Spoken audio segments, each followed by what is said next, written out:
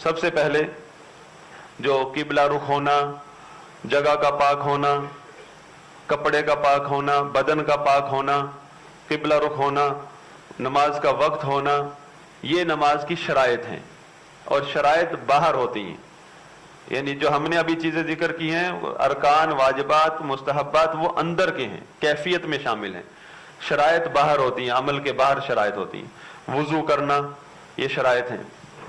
تو سب سے پہلے جب آپ پوری شرائط پوری کر لی تو قبلہ رخ ہو کر سب سے پہلے جب ہم تکبیر تحریمہ کہیں گے یہ رکن ہے، اور اس کے ساتھ رفع الیدین کریں گے، ہاتھ اٹھائیں گے، دونوں ہاتھ۔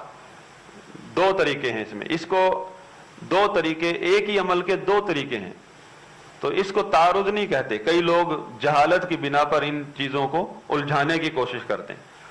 یہ نبی صلی اللہ علیہ وسلم کی بعض سنتیں دو طرح سے ہوتی ہیں، اس کو کہتے ہیں اختلاف تنوع، کہ اس ایک عمل کو آپ دو طرح کر سکتے، کبھی اس طرح کر لیں کبھی اس طرح کر لیں، آپ کی سہولت کے لیے اللہ کے نبی صلی اللہ علیہ وسلم نے بتایا ہے۔ کندھوں تک اٹھا لیں یہ بھی ثابت ہے، کانوں تک اٹھا لیں یہ بھی ثابت ہے، یہ طریقہ صحیح نہیں ہے، کانوں سے لگانا یا یوں کرنا تو یہ صحیح نہیں ہے، کندھوں تک یا کانوں تک اٹھا لیں، اللہ اکبر، اور دائیں ہاتھ کو بائیں بازو پر رکھنا، یہ سنت ہے، یعنی دائیں ہاتھ کو بائیں بازو پر رکھنا ہے، اور اس کو سینے پر رکھنا ہے، اور رکھنے کا طریقہ یہ ہے کہ دایاں ہاتھ جو نبی صلی اللہ علیہ وسلم کا کیفیت ثابت ہے، ایک تو ہے بخاری شریف کی حدیث کہ آپ کا حکم تھا کہ جو بھی بندہ نماز میں ہو وہ دائیں ہاتھ کو بائیں بازو پر رکھ لو، اب بازو تو یہاں سے لے کر یہاں تک ہے، تو ذراع یہ ہے، لیکن نبی صلی اللہ علیہ وسلم سے جو کیفیت ثابت ہے وہ اس طرح ہے کہ دائیں ہتھیلی آپ صلی اللہ علیہ وسلم بائیں ہتھیلی پر اس طرح رکھتے تھے کہ یہ ہتھیلی، یہ جوڑ اور یہ کلائی تینوں آ جاتے نیچے، اور رکھنا ایک ہے پکڑنا، رکھنا ثابت ہے اور پکڑنا بھی اس کے بارے میں روایات ہیں، رکھنا اور پکڑنا اس طرح، اور سینے پر۔ اگلا رکن ہے آپ نے رکوع میں جانا ہے، رکوع رکن ہے، تو دونوں ہاتھ اسی طرح کندھوں تک اٹھا لیں یا کانوں تک اٹھا لیں، اللہ اکبر، تو رکوع میں جانا ہے۔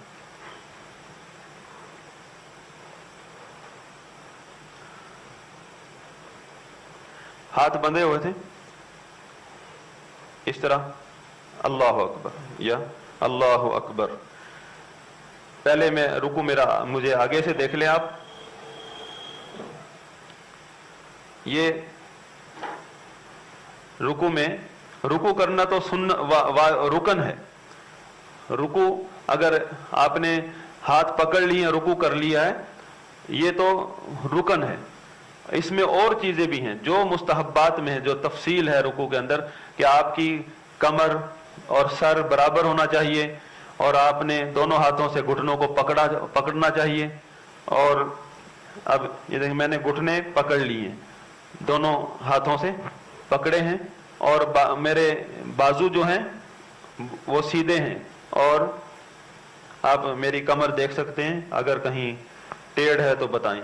نظر کہاں ہونی چاہیے؟ سجدے کی جگہ پر۔ اب سجدہ تو آپ وہاں کرتے ہیں تو یوں، یہ ساری سجدے کی جگہ ہے، آپ کے پاؤں سے لے کر جہاں آپ پیشانی ٹیکتے ہیں ساری سجدے۔ کئی لوگ ہم نے دیکھا یوں کر کے، انہوں نے سنا سجدے کی جگہ پر ہونی چاہیے، سجدہ وہاں ہے، تو سجدے کی جگہ مطلب جہاں اعتدال کے ساتھ جہاں آپ کی نظر جا رہی ہے تو وہاں زمین پر سجدے کی جگہ پر رکھیں۔ اب اس کے بعد جو رکن ہے وہ رکن ایک رکن ہے، رکوع کے اندر اطمینان کرنا رکن ہے، اور اس کے اندر کم از کم سبحان ربی العظیم ایک دفعہ پڑھنا واجب ہے، باقی دعائیں آپ جتنی مرضی پڑھیں، جتنا مرضی لمبا رکوع کر لیں، پھر کہیں سمی اللہ لمن حمیدہ، تو کانوں تک یا کندھوں تک۔ تو یہ سمی اللہ لمن حمیدہ، سر اٹھایا रुकू के बाद खड़ा होना ये क्या है जी? वाजिब है। और जो रुकू से यूं समी अल्लाहु लिमन हमिदा, उनकी नमाज हो गई? या अभी मुझे देखें, समी अल्लाहु लिमन हमिदा रब्बना वलकल हम्द, क़याम तो उसने किया है, कमर सीधी की है, लेकिन एक और चीज रह गई। क्या चीज? एतदाल रह गया। कि असल ये रह जाता है लोगों से, क़याम तो कर लेते हैं, देखें समी अल्लाहु लिमन हमिदा, खड़ा तो हुआ है लेकिन एतदाल नहीं किया। दो रुकन है यहां, समी अल्लाहु लिमन हमिदा के बाद दो रुकन है, एक तो सीधा खड़ा होना और दूसरा एतदाल। अक्सर लोग एतदाल, खड़े तो हो जाते हैं, एतदाल नहीं करते। अब यहां की कैफियत, या तो जो आइमा जिक्र करते हैं कि हाथ बांधें, और कई अहले इल्म में जो हाथ नहीं बांधते। इसमें आइमा किराम जो है उनका, अहले इल्म, उनका इख्तिलाफ किसी उसूल की बिना पर हो जाता है। तो मसलन जो बुखारी शरीफ की हदीस मैंने शुरू में सुनाई थी कि नबी सल्लल्लाहु अलैहि वसल्लम ने हुक्म दिया करते थे अपने दौर में हर बंदे को कि जब नमाज के अंदर हो तो दाएं हाथ को बाएं बाजू पर रख लो। इस बिना पर शेख इब्न उसैमीन, शेख इब्न बाज, दीगर इस तरह के उलमा वो यही हुक्म देते हैं कि रुकू के बाद भी हाथ बांधने चाहिए, क्योंकि रुकू के बाद भी आप नमाज में हैं। हाथ बांधने का मसला क़याम से ताल्लुक नहीं रखता, फिस सलाह, नमाज से ताल्लुक रखता है कि आप जब नमाज में दाखिल हो गए, सबसे पहला काम आपका है हाथ बांध के रखना। यह नमाज के उसूल में से है, और हाथ वहीं छोड़ना है जहां नबी सल्लल्लाहु अलैहि वसल्लम छुड़वाए। तो रुकू के बाद जो एतदाल है उसमें हम खड़े हैं, तो इसमें क्या पढ़ना है? एक अब वाजिबात है, यहाँ समी अल्लाहु लिमन हमिदा वाजिब है, रब्बाना वलकल हम्द या रब्बाना कम अज कम रब्बाना लकल हम्द ये कहना वाजिब है। आगे लंबी लंबी दुआएं, खड़े हैं। अब इसमें अगर हम सिर्फ इतना पढ़ें, सिर्फ वाजिब अदा करें तो कितना होगा? रब्बाना लकल हम्द, इतना, इतनी देर हम खड़े हैं। तो आगे लंबा क्या हम कर सकते हैं। फिर अब अगले रुकन में जाने, तो सजदे में जाने के लिए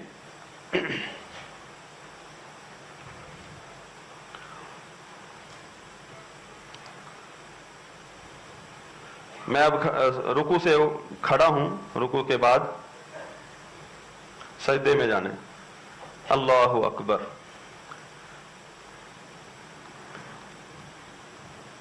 जाने की कैफियत पहले देख लें कि आप सजदे में जाते वक्त क्या करने। सबसे पहले हाथ रखने, फिर घुटने, फिर अपनी पेशानी।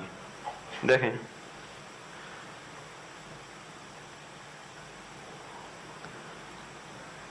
दोबारा। अब मैं यहां भी एक फिर मसला आ गया यहाँ कि अहले इल्म की एक जमात जो है हाथ की बजाय घुटने रखने की कायल है। अहले इल्म सलफी उलमा में से जैसे इब्न बाज हैं, इब्न उसैमीन हैं, ये भी, हाँ शेख अलबानी जो इस दौर के मुहद्दिस हैं वो कहते हैं कि नहीं हाथ। तो ये दूसरा एक और मसला है कि जिससे मना किया गया है कि ऊंट की तरह मत बैठो। शेख इब्न उसैमीन इसकी वजाहत करते हैं कि आप जो है जाते वक्त इस तरह नहीं हो, ये घुटने आपकी टांगे सीधी खड़ी हैं और आप सीधे जा रही हूं। अगर आपने हाथ भी पहले रखने हैं, घुटने रखने हैं तो यूं जाते हैं। अगर हाथ रखने हैं उस वक्त भी यूं ही जाना है, पहले हाथ रखने।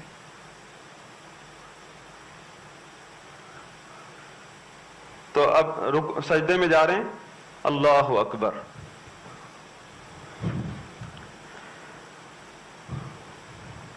दोनों हाथ, दोनों घुटने, दोनों पांव, पेशानी, और पेशानी के साथ नाक भी जमीन पर होना चाहिए, और ये दोनों हाथ खुले होने चाहिए। अब हमारे यहाँ सफ़ें छोटी होती, तो जितना खुलकर आप सजदा कर सकते हैं اتنا زیادہ مستحب ہے. دونوں ہاتھوں کے درمیان آپ کا چہرہ ہونا چاہیے. دونوں ہاتھوں کی انگلیاں قبلہ رخ اور پاؤں کی 2 انگلیاں بھی موڑ کر قبلہ رخ, اور پاؤں کی ایڑیاں پاؤں ملے ہونا یہ مستحب ہے.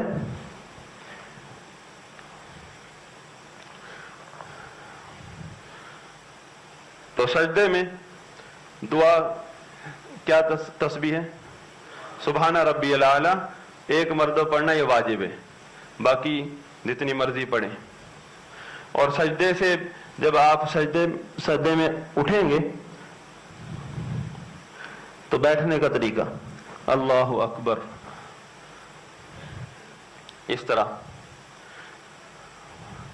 یہ بایاں پاؤں الٹا پاؤں بچھا کر اس کے اوپر بیٹھیں گے, دائیں پاؤں کو آپ سیدھا کھڑا کریں گے اور اس کی انگلیاں بھی قبلہ رخ ہوں گی. یہ ساری چیزیں جو ہیں مستحبات میں سے ہیں, اگر جتنی آپ کر سکتے ہیں کریں. اگر کئی لوگوں کے پاؤں انگلیاں مڑتی نہیں ہیں تو پھر رکن میں اللہ تعالیٰ نرمی کر دیتا ہے کہ آپ کھڑے نہیں ہو سکتے, بیٹھ کے پڑھو. تو یہ تو رکن نہ واجبات ہیں, ایک مستحبات ہیں. جس قدر آپ ان میں محنت کریں گے آپ کا اجر بڑھے گا. تو دو سجدوں کے درمیان آپ بیٹھ گئے تو یہاں کیا پڑھنا ہے؟ اللہم اغفر لی, یہ ایک دفعہ واجب ہے. اب امام کے پیچھے تو کافی دیر بیٹھنا پڑتا ہے تو آپ پڑھتے رہیں. اور اس میں اس کی بیٹھنے کی کیفیت بھی اسی طرح جس طرح اتحیات میں بیٹھتے ہیں, جس طرح تشہد کے لیے. اور اس میں بھی بایاں ہاتھ آپ یہاں بائیں ران پر رکھیں یا گھٹنے کو پکڑ لیں, اس سے دونوں طریقے ہیں. حدیث ہے اس میں مسند احمد کی کہ اس میں بھی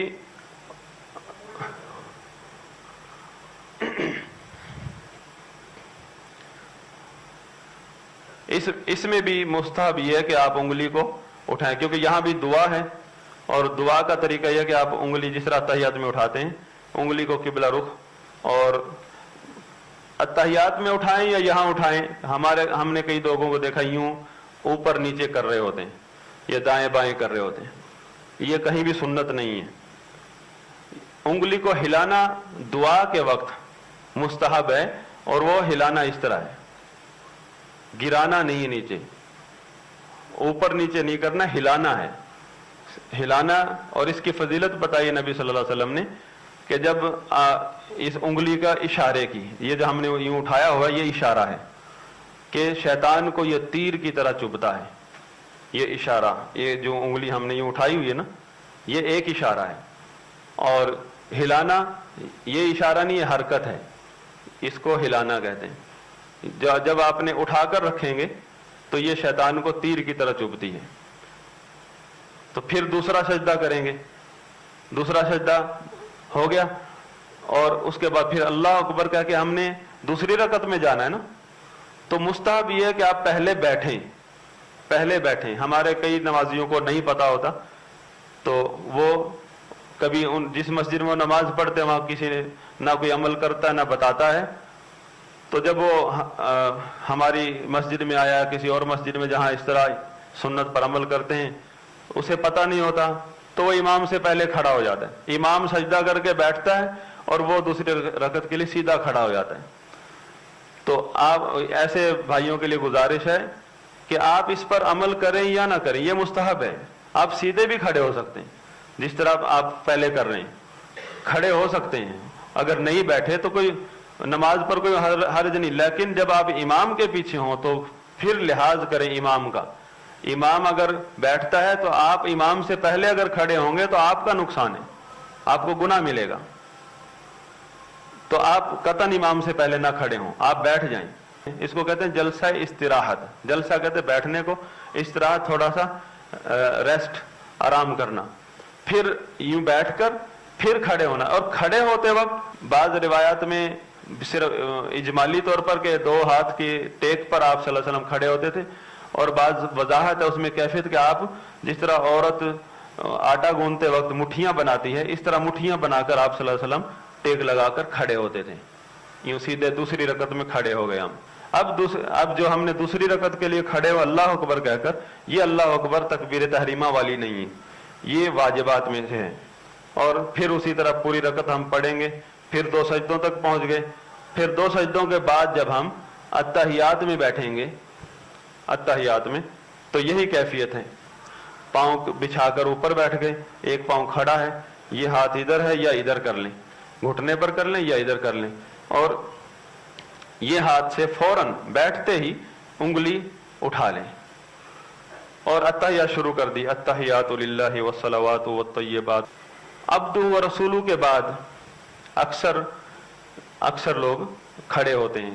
کھڑا ہوا جا سکتا ہے کیونکہ اس پہ علماء کا موقف ہے, لیکن عبدہ و رسولہ کے بعد جو پہلی اتحیات, ابھی ہم نے تیسری رکعت میں جانا ہے, تو درود شریف پڑھنا, پورا درود ابراہیمی پڑھنا یہ مستحب ہے, پڑھا جا سکتا. اگر کوئی پوری اتحیات بھی پڑھتا ہے دعائیں سمیت پڑھ سکتا ہے, کوئی چیز اس کو منع کرنے والی دلیل نہیں ہے. تو درود شریف پڑھنا مستحب ہے. اگر نہ پڑھیں, عبدہ و رسولوں کے بعد کھڑے ہو جائیں تو پھر بھی کوئی حکم نہیں ہم لگا سکتے. تو ہم کھڑے ہو گئے اتحیات پڑھ کے اور درود شریف بھی پڑھ کے, اللہ اکبر, تیسری رکعت کے لیے کھڑے ہو گئے. جب اللہ اکبر وہیں سے کہہ کر کھڑے ہونا ہے, جب ہاتھ باندھنے سے پہلے پھر اسی طرح دونوں ہاتھ اٹھائیں گے یا کندھوں تک یا کانوں تک, اور پھر ہاتھ باندھ لیں گے. تیسری رکعت بھی اسی طرح ہے جس طرح پچھلی 2 رکعتیں پڑھی تھیں. صرف یہ بتانا مقصود تھا کہ پہلی اتحیات کے بعد جب آپ تیسری رکعت میں کھڑے ہوتے ہیں اس کی کیفیت کیا ہے, کہ اس میں رفع الیدین, یہ چوتھی جگہ رفع الیدین. رفع الیدین ہم نے کہاں کیا؟ سب سے پہلے تکبیر تحریمہ کے وقت کیا تھا, پہلی تکبیر پہ اللہ اکبر ایک, اور ہر رکوع میں جاتے وقت 2, رکوع سے جب بھی رکوع سے اٹھیں گے تیسری جگہ, اور چوتھی ہے تیسری رکعت میں جب کھڑے ہوں گے چوتھی جگہ یہ ہے. یہ چاروں جگہ رفع الیدین ہاتھ اٹھانا مستحب ہے. اور مستحبات میں جب آدمی محنت کرتا ہے اس کا مطلب یہ ہے کہ خشوع خضوع پیدا کرنے کی کوشش کر رہا ہے, اس سے خشوع خضوع پیدا ہوتا ہے. جس قدر آپ سنتوں پر عمل کریں گے آپ, اور نماز پڑھنے کا مقصد یہ ہے کہ ہمارے اندر خشوع خضوع پیدا ہو, تقوی پیدا ہو. تو تیسری رکعت پڑھ لی, مغرب کی نماز ہے تو ہم تیسری رکعت کے بعد ہی بیٹھیں گے, ورنہ چوتھی رکعت کے بعد جب ہم بیٹھیں گے تو تیسری رکعت کے بعد تیسری رکعت کے 2 سجدے کیے, تو 2 سجدے کے بعد پھر ہم بیٹھیں گے, کیونکہ اتحیات تو ہے نہیں, چوتھی رکعت میں کھڑا ہونا ہے, پھر ہم بیٹھ کر کھڑے ہوں گے, یہ بھی مستحب ہے. اور اگر تیسری رکعت کے آخری رکعت ہے مغرب کی جیسے, یا آپ نے 4 رکعت پڑھ کے 2 سجدے کیے ہیں اور 2 سجدوں کے بعد سیدھے بیٹھیں گے پھر اتحیات, تو اتحیات میں جب آپ بیٹھیں گے یہ بیٹھنا جو ہے آپ کا یہ بھی رکن ہے. اور وہ جو پہلی اتحیات میں بیٹھنا تھا وہ کیا تھا؟ واجب تھا. آپ بھول کے کھڑے ہو گئے تو نہ آپ اتحیات پڑھ سکے نہ وہ بیٹھ سکے, 2 واجب چھوٹ گئے. تو کیا کرنا ہے اب؟ سجدہ صاحب آخر میں کرنا ہے بس. اگر سیدھے کھڑے ہونے سے پہلے یاد آ گیا تھا تو پھر آپ بیٹھ جاتے. لیکن اب یہاں جو ہے مسئلہ آخری, یہ یہاں تھوڑا سا مختلف ہے مسئلہ وہاں سے. آخری رکعت اب ہماری آخری رکعت کا کہ 2 سجدے کر کے ہم بیٹھ گئے. بیٹھنا, خالی بیٹھنا رکن ہے. پھر اس میں عبدہ و رسولہ تک اتحیات پڑھنا رکن ہے. پھر درود ابراہیمی پڑھنا, درود ابراہیمی بھی 3-4 طریقے سے روایت ہوا ہے, اور اس میں آل محمد کی جگہ پر وازواجہ وذریتہ, یہ بھی روایت ہوا کہ آل محمد سے مراد نبی صلی اللہ علیہ وسلم نے خود تفسیر کی ہے درود ابراہیمی میں کہ وہ میری ازواج ہیں اور میری اولاد ہیں, تو وہ بھی پڑھا جا سکتا ہے. درود ابراہیمی ہو گیا. اس کے بعد دعا ہے, اس کے دعا 4 چیزوں سے پناہ مانگنا. اللہم انی اعوذ بک من عذاب القبر, من عذاب جہنم, من فتنة المسیح الدجال, ومن فتنة المحیا والممات. یہ 4 مختلف الفاظ ہیں روایات میں, جس طرح بھی ان 4 چیزوں سے پناہ مانگنی ہے. تو کوئی بھی دعا پڑھیں, پھر یہ پڑھیں, یہ نہیں آتی کوئی اور پڑھیں, دعائیں پڑھیں. اور یہ وقت ہے دعاؤں کا. फर्ज नमाज के बाद जो दुआएं कबूल होती हैं वो ये वक्त है, ये दुआओं का वक्त है। दुआएं आपको याद हैं, अगर आप अकेले नमाज पढ़ रहे हैं तो अपनी मर्जी से जितनी देर मांगते रहें दुआएं। इमाम अगर लंबी कर देता है तो आपके लिए फुर्सत मिल गई आपको दुआएं मांगने की। औरतों का भी जो अभी तक जो हमने जिक्र किया यही तरीका है। आखिरी अत्तहियात में जो बैठने का तरीका है कि ये पांव बाहर निकालें, वो पांव उसी तरह रखें, इस पांव को, उल्टे पांव को बाहर निकाल लें। जी, सबके लिए जो जब आप मुक्तदी हैं या अकेले हैं, इमाम है, कोई भी है, सबके लिए कैफियत एक है। तो ये देखिए पांव निकाल लिया और ये पांव खड़ा है, ये आखिरी अत्तहियात में जिसमें आपने सलाम फेरना है, इसमें ये सुन्नत है, मुस्तहब्बात में से ये भी। और फिर मैं वही बात दोहराऊंगा कि जब रुकन अल्लाह माफ कर देता है, अगर बंदे से ना हो रहा हो पूरा, तो ये तो मुस्तहब्बात है। अगर एक बंदे से ये नहीं होता अमल इस तरह, तो वो जिस तरह उसको आसानी हो उस तरह बैठ जाए, फिर वो इस तरह बैठ सकता है। अगर इस तरह बैठना मुश्किल हो रहा है, रश की वजह से, सफ में तंगी हो रही है उसकी वजह से, तो फिर आप इस तरह बैठ जाएं, इस तरह बैठ सकते हैं, या जिस तरह आपको सहूलत हो उस वक्त। ये पांव सीधा खड़ा करना मुश्किल हो रहा है तो जिस तरह करना आसान हो रहा है उस तरह कर लें, लेकिन अपनी इस्तिताअत तक आप करें अमल उस पर। जब मुश्किल हो जाए उसको अपने जिस तरह आपसे होता है फिर उस तरह कर लें। तो ये तरीका है मुस्तहब आखिरी अत्तहियात में बैठने का। और फिर अब मसला ये था, चौथी रकत के बाद आपने बैठना था, आखिरी रकत थी ना, आपने बैठना था।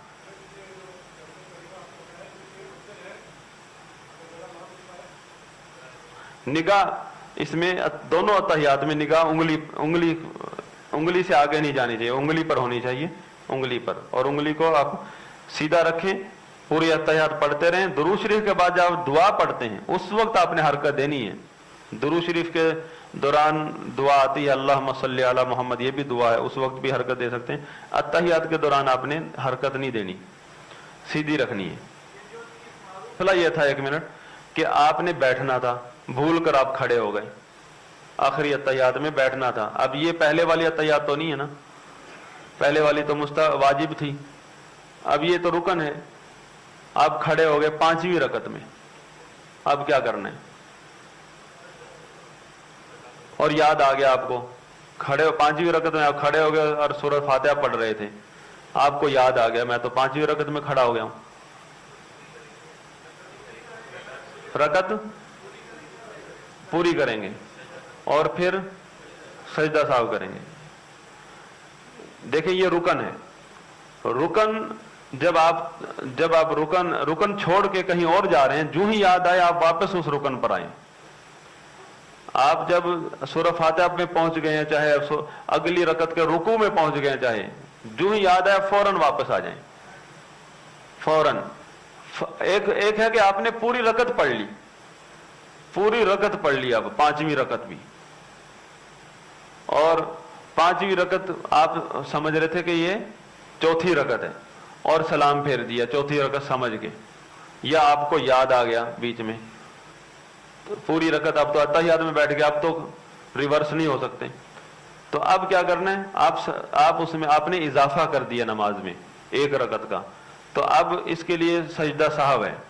और इसके लिए सजदा साहब का सुन्नत तरीका यह है कि आप एक तरफ सलाम फेर के पूरी अत्तहियात पढ़ के पूरी दुआएं भी पढ़ ली आपने। सलाम फेरने का जब टाइम आया था तो आपने एक तरफ सलाम फेरा और 2 सजदे किया, और 2 सजदे करके बैठ के फिर दोनों तरफ सलाम फेर दें। सजदा साहब में जो हमारे यहाँ आम तरीका है कि एक अब्दू व रसूलों तक पढ़कर एक तरफ सलाम फेरते हैं, फिर 2 सजदे करते हैं, फिर बैठते हैं, फिर पूरी अत्तहियात पढ़ते हैं, ये साबित नहीं है, ये सही नहीं है तरीका। सही तरीका सजदा साहब का ये है कि कोई भी आपसे वाजिब छूट गया है तो अत्तहियात, आखिर में अत्तहियात जब पढ़ ली, सलाम फेरने तक, सलाम फेरने वाले थे तो फिर اگر آپ نے بیچ میں کوئی چیز چھوڑی تھی، جس طرح پہلے والا تحیات چھوڑا تھا، کوئی اللہ اکبر چھوٹ گیا تھا آپ سے، واجبات چھوٹ گئے، سمی اللہ لمن حمدہ کہنا بھول گئے، اے ربنا لک الحمد کہنا بھول گئے، تو پھر آپ کیا کریں گے؟ سلام نہیں پھیریں گے آپ، بلکہ سلام پھیرنے تک جب پہنچ گئے تو اللہ اکبر کہہ کے 2 سجدے کریں گے اور پھر بیٹھ کے پھر سلام پھیریں گے۔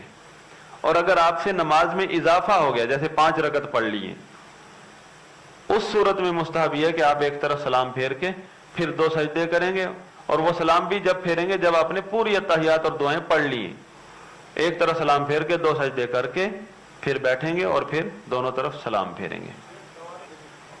آیت الکرسی جو ہے ہر فرض نماز کے بعد پڑھنا سنت ہے، یعنی اذکار میں سے ہے اور کی فضیلت ہے۔ جو آدمی ہر فرض نماز کے بعد ایک دفعہ آیت الکرسی پڑھتا ہے، اس کے درمیان اور جنت کے درمیان صرف رکاوٹ موت ہے۔ کئی لوگوں نے اس میں اب جو ہے نا شدت اختیار کرنا شروع کر دی ہے کہ امام جو ہے نا فوجی کاشن دے گا، پیچھے سب آمین کہیں گے، اگر امام سے پیچھے پہلے نہیں کرو۔ کئی لوگوں نے یہ شروع کر دیا ہے اس میں شدت کہ آپ انتظار کرو جب تک امام آمین نہ کہے، اس وقت تک آپ آمین نہ کہو۔ تو یہ ایسا کچھ نہیں ہے، بلکہ بعض روایت میں اللہ کے نبی نے فرمایا جب امام ولدالین کہے تم آمین کہو۔ امام نے ولدالین کہہ دی، آپ آمین کہہ سکتے ہو۔ وہ ہو سکتا ہے اس کا سانس رک گیا ہے، وقفہ لے رہا ہے وہ، تو آپ اتنی دیر اگر آپ نے کہہ دی ولدالین سن کے، تو کئی امام کہتے ہی نہیں ہیں اونچی آواز سے، تو پھر آپ بھی پھر ٹھہرے رہیں گے۔ تو ولدالین سن لی، آپ آمین کہہ سکتے ہیں۔ السلام علیکم ورحمۃ اللہ وبرکاتہ، یہ بھی ثابت ہے۔ ایک طرف ایک ہے صفحے بنانے کا مسئلہ، ایک ہے رفع الیدین کا مسئلہ، یہ اتنے رکن سے اوپر جا چکے ہیں۔ جو مسئلہ جس درجے کا ہے اس کو اگر آپ اسی درجے میں رکھیں گے تو آپ اہل سنت ہیں۔ اگر آپ سنت کو بھی فرض درجے کا، مستحب کو رکن درجہ دے دیں گے، آپ جو ہے سنت سے نکل جائیں گے۔ آپ کے اس جذبے سے، آپ کے اس جھگڑے سے، آپ کے اس گرمی سے دین کو کوئی فائدہ نہیں ہوگا اور نہ آپ کو کوئی فائدہ ہوگا۔ اگر آپ اللہ کے دین کا کام کرنا چاہتے ہیں تو دین کی بات اسی طرح پہنچائیں جس طرح ہے۔ تو نماز کے اندر اگر وہی پہلے میں نے بات بتائی کہ اگر جگہ تنگ ہے یا آپ خود صحیح طرح بیٹھ نہیں پا رہے، تکلیف آپ کو خود ہو رہی ہے، یا جگہ تنگ ہے دوسروں کو آپ تکلیف دے رہے ہیں، تو پھر آپ جس طرح بہتر ہو اس کے مطابق اس طرح بیٹھیں، اس طرح بیٹھ سکتے ہیں۔ یہ دونوں طریقے ہیں، یہ بھی ثابت ہے۔ تو یہ اس طرح بیٹھیں۔ تیسرا طریقہ وہ جو آپ کے لیے آسانی ہو، یہ اس طرح بھی نہیں بیٹھ سکتے، اس طرح بھی نہیں بیٹھ سکتے، پھر تیسرا طریقہ یہ جس طرح آپ بیٹھیں۔ مثلا ایک آدمی ٹانگ فولڈ ہی نہیں کر پا رہا، یوں کر کے بیٹھ جائیں، یوں کر کے بیٹھ جائیں۔ کعبے کی طرف اللہ کے نبی صلی اللہ علیہ وسلم نے کیا چیز منع کی ہے؟ کعبے کی طرف منہ کر کے تھوکنا منع کیا ہے۔ یہ ہندوؤں کا دھرم ہے کہ جو مقدس چیز ان کے نزدیک ہوتی ہے اس کی طرف پاؤں نہیں کرتے، وہ ہندو دھرم میں ہے یہ جی ہاں، اس طرف پاؤں نہیں کریں۔ بزرگ بیٹھا کوئی اس کی طرف پاؤں نہیں کریں گے، کوئی ان کی مقدس کتاب پڑھیے پاؤں نہیں کریں گے، ان کا کوئی مندر ہے کوئی تو اس طرف پاؤں نہیں کریں گے۔ اسلام نے ایسی کوئی چیز نہیں سکھائی، اسلام نے جو سکھائی ہے وہی رکھیں، آپ ہندوستان کا دھرم نہ بیچ میں شامل کریں۔ تو قبلہ کی طرف تھوکنا منع ہے۔ ہاں صف میں یہ ہے کہ اب مسئلہ صف میں ہمارے ہاں جو اصل نارمل طریقہ یہ ہے کہ آپ اپنے جو جتنے کندھے ہیں آپ کے اتنا آپ پاؤں کھول سکتے ہیں، کم جتنا مرضی کھول لیں، یہ بھی مکروہ نہیں ہے۔ آپ زیادہ سے زیادہ جو ہے اپنے کندھوں کے برابر پاؤں کھول سکتے ہیں۔ اگر آپ اکیلے کھڑے ہیں جس طرح مرضی آسانی سے کھڑے ہو جائیں، اس میں بھی مسئلہ نہیں ہے۔ اگر آپ اکیلے کھڑے ہیں جس طرح آسانی سے کھڑے ہو سکتے ہیں۔ قیام کرنا ہے، آپ صف کے درمیان جب آپ کھڑے ہیں، کیونکہ صف ملانا یہ اقامت صلاح ہے، اور اس میں سب سے پہلے ہے کہ آپ کندھے ملائیں۔ کندھے ملانے کا کیا ہے؟ آپ دونوں کندھے نہیں ملا سکتے ایسے کر کے، ایک کندھا ملا سکتے ہیں آپ۔ امام کے پیچھے سب سے پہلے سنت یہ کہ امام کے پیچھے سے صف شروع ہوگی،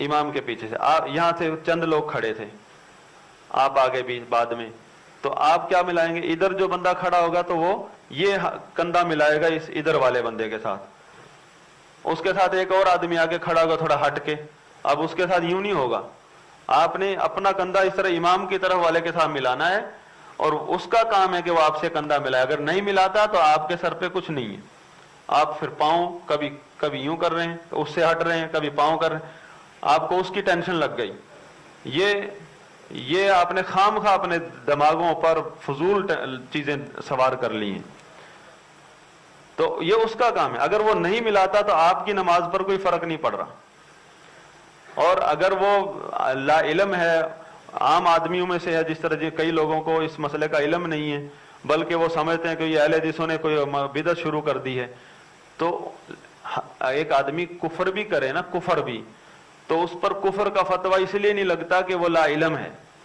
اور ایک آدمی کو آپ نے ایسا ماحول بنا دیا جنگ کا، مناظروں کا، کہ وہ تو آپ پر اعتماد کیسے کرے گا، اور پھر آپ چاہتے ہیں کہ آپ کی ہر بات کو حدیث سمجھے، اور جب میں بتا دوں کہ سنت ہے مانے، اس نے بڑے بڑے علماء کو دیکھا، آپ کیا چیزیں، اس کا اعتماد ہے کچھ علماء پر، آپ یا تو اس کو تسلی سے پیار سے سمجھائیں، جس طرح بھی آپ سمجھا سکتے ہیں کہ یہ سنت ہے، پھر بھی نہیں کرتا تو آپ کے سر پہ کچھ نہیں ہے، تو آپ امام کی طرف ملیں گے، ایک کندھا ملائیں گے، دوسرا کندھا ملانے کی کوشش نہیں کریں گے، اور پاؤں آپ پھر بیچ میں، سنت یہ ہے کہ آپ دونوں طرف کندھے مل جائیں، پاؤں آپ کے بعد میں ملیں گے، پاؤں بھی ملانے، اور پاؤں میں بھی وہ نہیں ہے کہ گائے ذبح کرنے کا حکم دیا عمر کتنی ہو، عمر بتا دی تو رنگ کیا ہو، آپ کو پاؤں ملانے کا حکم ملا ہے، اور اس میں یہ نہیں کہ اب آپ پیمانہ لے کر جو ہے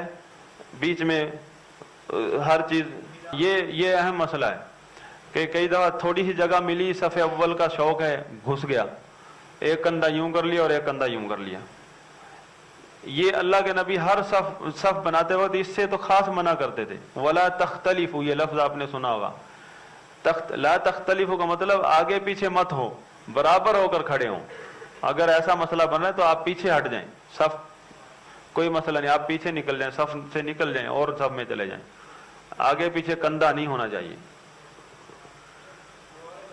یہ غلوب ہے۔ شیخ ابن عثیمین رحمہ اللہ فقیہ ہیں اس امت کے اس وقت، اور انہوں نے اس پر شدید انہوں نے وہ تنبیہ کی ہے کہ یہ غلوب، صفیں ملانے میں غلوب ہے، یہ کہ آپ جو ہے ایک دوسرے کے اوپر ایک دوسرے پہ چڑھ رہے ہیں، پاؤں کو ماپ رہے ہیں کہ ملے گا کیسے ملے گا، تو جتنا ملا سکتے ہیں آپ ملائیں نارمل طریقے سے، اعتدال کے ساتھ، جو نہیں ملتا نہ ملائیں۔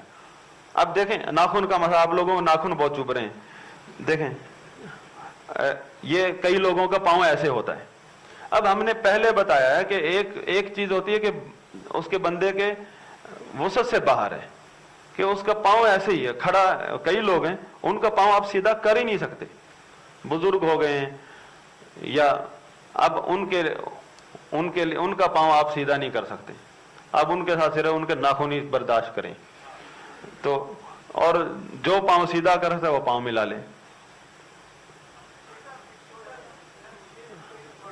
یہ مسئلہ اس لیے ہے کہ آپ نارمل آ کر کھڑے ہوں، بالکل کندھے سے ایک کندھا ملائیں، اور پھر اپنا کندھے کے مطابق پاؤں کھولیں گے تو دوسرا تکلیف میں نہیں ہوگا۔ کئی دفعہ ایسے ہوتا ہے کہ پوری رکعت ایک پاؤں پر دوسرے آدمی کو آپ کی وجہ سے ایک پاؤں پر وزن آ رہا ہوتا ہے، اس کا بیلنس صحیح نہیں ہو رہا، تو وہ اس کی ٹانگ تھک جاتی ہے، جب تک دوسری رکعت میں نہ جائے تو صحیح طرح توازن ہو جائے۔ یوں کر کے یہ بھی غلو ہے، یوں یہ کوہنیاں ادھر اور ادھر سجدہ کرتے وقت یوں طاقت کے ساتھ دونوں کو پیچھے کر دیتا ہے، اور رفع الدین کرتے وقت پیچھے کر دیتا ہے، پرواہ نہیں کرتا، یہ قطعاً ایسا جائز نہیں ہے، بلکہ آپ دوسرے کی وجہ سے سمٹیں، دوسرے کو جگہ دیں، یہ کوئی سنت نہیں ہے۔ یا یہ میں نے پہلے ذکر کر دیا، نبی صلی اللہ علیہ وسلم کی جو سنت ہے وہ یہ ہے۔ ہندوستان کے ہمارے جو مشکات شریف کی شرح کی ہے شیخ مبارک پوری رحمہ اللہ، کئی مبارک پوری ہیں، وہ جو شارح مشکات ہیں انہوں نے بھی اس پر تنبیہ کی ہے، نبی کی جو سنت ہے کیفیت ہے وہ یہ ہے नबी सल्लल्लाहु अलैहि वसल्लम की इबादत में कैफियत हू बहू चलेगी जिस तरह साबित है, अपनी तरफ से आप इज्तिहाद नहीं कर सकते। तो हाथ बांधने की कैफियत एक ही है, बस ये है, ये नहीं है, ये नहीं है, और ये तो बिल्कुल ही गलत है। या यहां जा रहे हैं हाथ, या यहां कईयों की बगलें नजर आ रही होती, ये देखें नॉर्मल है, और ना ये है। मैंने बोला कि आप पहले फिक्र करें कंधों की, कंधे मिल गए फिर पांव खोलें, कोई भी सफ भी सही बनेगी। अगर आपने पांव ज्यादा खोल दिए, कोई भी आकर आपसे कंधा नहीं मिला सकता, और कंधा नहीं मिला सकता आपके पांव खोलने की वजह से, तो आप उसके जिम्मेदार हैं, आपने सफ तोड़ी है। और नबी सल्लल्लाहु अलैहि वसल्लम ने उस शख्स को दुआ दी है कि अल्लाह उसको मिला दे जिसने सफ मिलाई, अल्लाह उसको तोड़ दे जिसने सफ तोड़ी। तो हम समझते हैं कि सारे लोग तोड़ते हैं, हम जोड़ते हैं। हम लोग इस तरह जब करते हैं तो हम बुरी तरह तोड़ते हैं सफ को, और जो लोग कंधा मिला लेते हैं, पांव नहीं मिलाते, वो उनका कसूर, उनका अमल जो है वो छोटा है।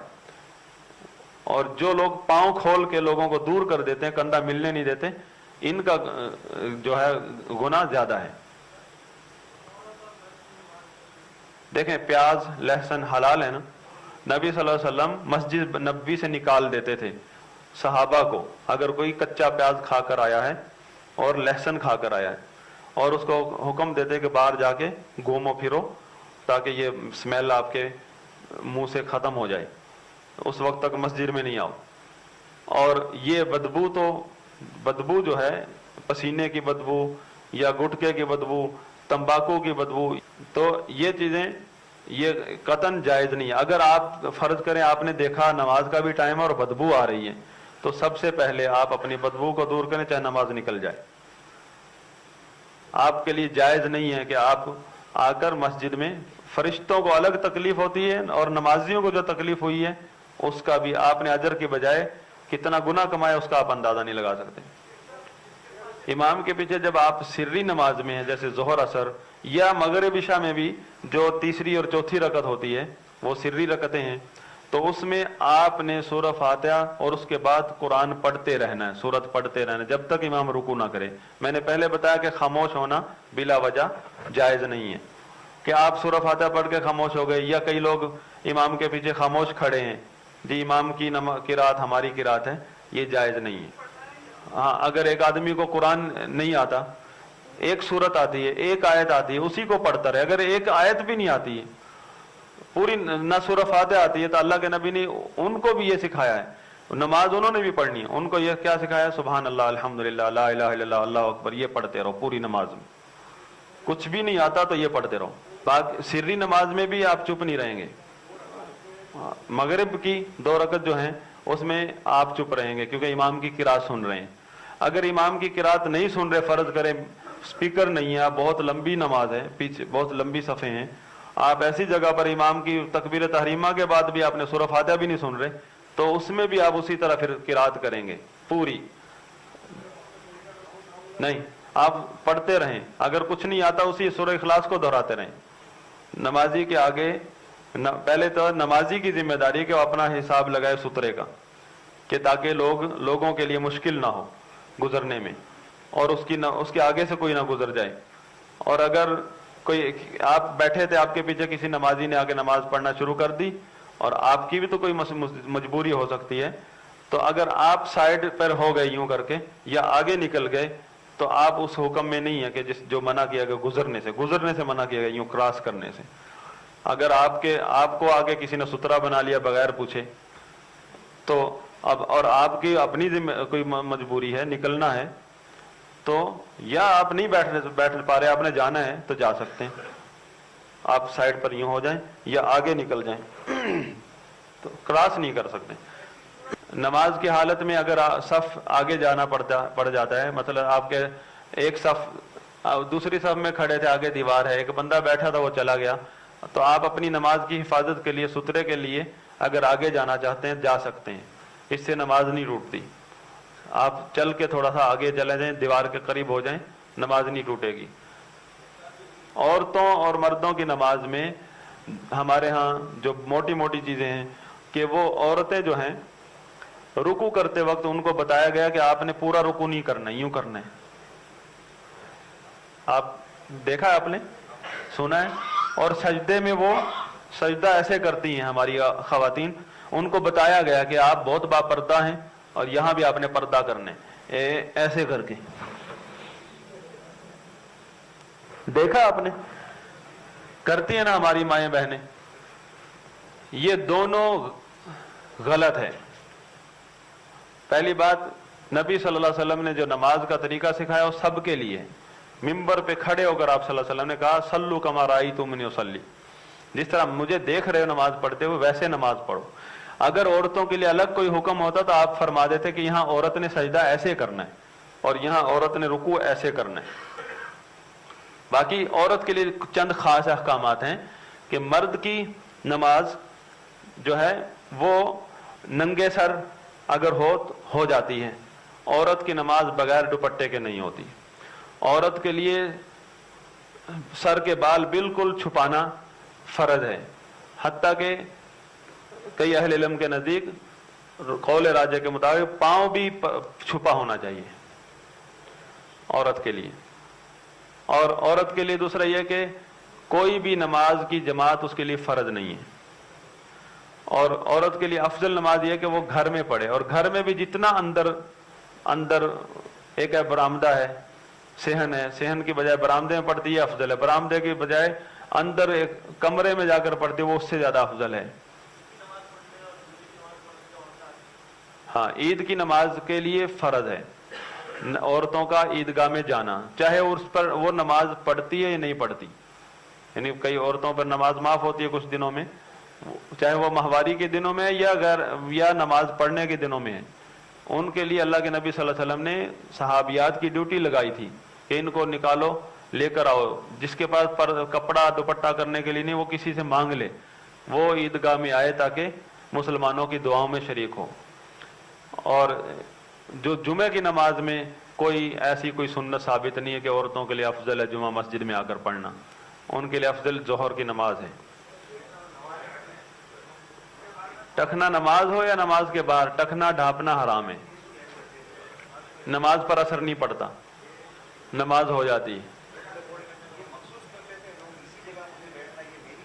हाँ, मखसूस करना, अल्लाह के नबी की मखसूस हदीस है इस बारे में कि मस्जिद को में कोई जगह खास करना कि जब भी मैं आऊंगा ये मेरी जगह है, ये हराम है, ये मना किया गया है।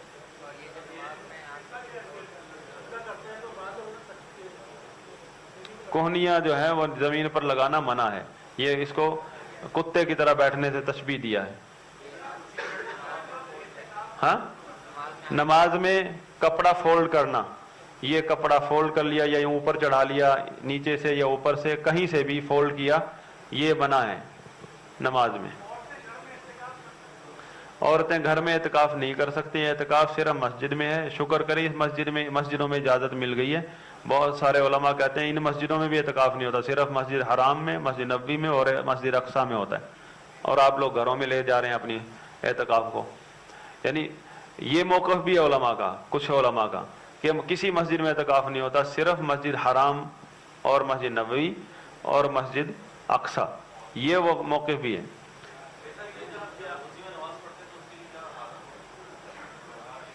कुर्सी पर हो या बैठकर हो, जब आप सजदा नहीं कर सकते जमीन पर, तो आप जो है जब मतलब कुर्सी पर बैठे हैं, ये देखें, अब ये देख लें, बस आखिरी मसला है ये, आप कुर्सी पर बैठे हैं ना, आप खड़े हो सकते हैं। अगर खड़े हो सकते हैं, याद रखें, अगर खड़े हो सकते हैं तो आप कुर्सी पर क़याम जो है वो खड़े होकर करेंगे, रुकू भी उसी तरह पूरा करेंगे। सिर्फ अत्तहियात में आप नीचे नहीं बैठ सकते ना, सजदा नहीं कर सकते, उसके लिए आप कुर्सी पर बैठ सकते हैं। जी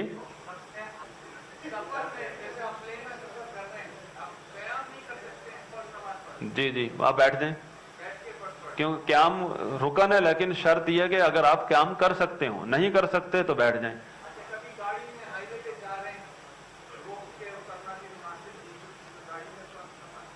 फर्ज नमाज के लिए सुन्नत यह है कि आप नीचे उतर कर उसके पढ़ें।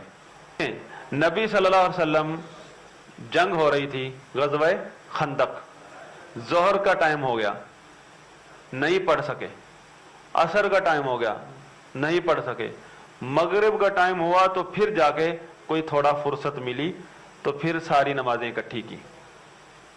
तो अगर उज़र की वजह से आपकी 3-4 नमाजें इकट्ठी हो जाती है तो कोई हर्ज नहीं। जी, सुभानक अल्लाहुम्मा व बिहम्दिक अशहदु अल्ला इलाहा। जी,